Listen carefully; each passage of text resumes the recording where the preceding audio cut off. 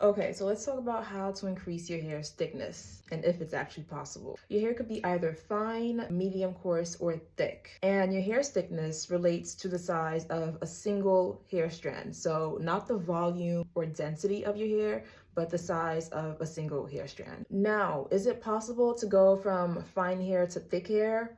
No, but you can strengthen your hair strands and prevent them from breaking, and so that they can have a more healthier look. So yes, you can make your finer hair strands appear more healthier and thicker, but you can't actually change the diameter of your hair strand because that is based on genetics. So if you're born with fine hair, you're gonna have fine hair. If you're born with thick hair, you're born with thick hair. But your hair can thin out and become finer. Now, I did talk about how I used to have finer hair before I knew how to properly care for my hair. And I would get knotless braids and things like that. It will pull my hair out. I'll be switching hairstyles back to back, pull my hair out, give me bald spots, all that stuff.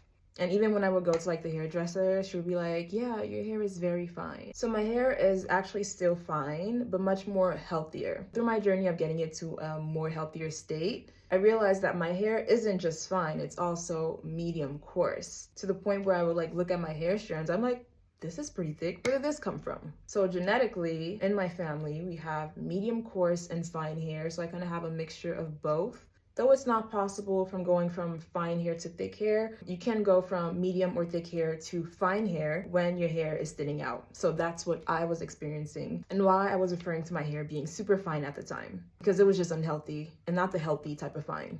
And if you want to know what your hair thickness is, I have a video in my playlist called Hair Type Test, where you could do the thread test and figure out what your hair thickness is, as well as your hair porosity and density and all that stuff. Now let's talk about the different ways you can increase your hair's thickness, whether if you have fine hair and you want to make your hair more fuller, or if you want to add thick hair and you want to bring your hair back to its more natural state. So number one, your diet. So guys, I was vegan a couple years ago. And it wasn't working for me in a way that I thought it was because I was lacking a lot of key nutrients, which was also affecting my hair because our hair is made of protein. And the lack of protein that I was getting was also affecting my hair and making it weaker. Being vegan was an interesting journey. I just don't think I was doing it the proper way, and it definitely affected my hair's health.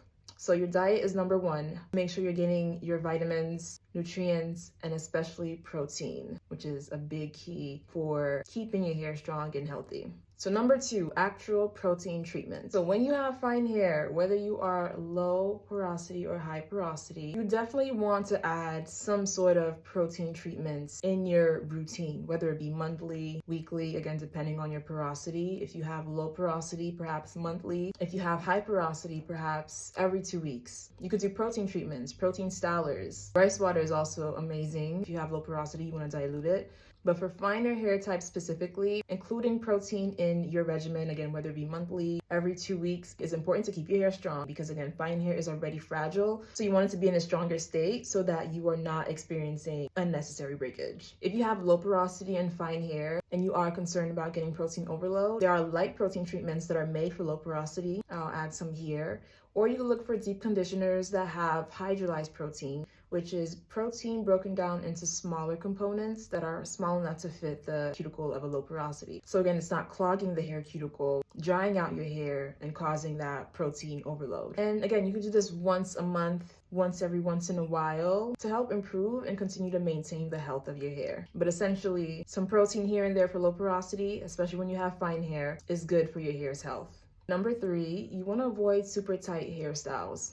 Too much tension on fine hair will pull your hair out. Take me, for example. Them knotless braids gave me a bald spot somewhere over here. I was getting braids back to back, switching my hair back to back, all that pulling, tension, all that stuff. Your fine hair is already fragile. You don't want to be putting constant pressure and tension on your hair, especially when it's fine. You want to be more gentle, more soft, more loving, and patient as well too. And never talk bad about your hair. Your hair is a part of you and you have to love every part of you. Fine hair is beautiful, it's gorgeous. Especially when you put the love and care into caring for your hair, you're gonna feel that. Your hair is gonna feel that and thrive and look amazing. But yeah, avoid too much tension and be gentle with your hair. You also want to limit heat styling, the back-to-back, or doing it too frequently because our hair tends to lose protein in the process. And if you are using heat, you want to include protein treatments, do it before or after, light or regular protein depending on your hair porosity, and to make sure you're using a heat protectant.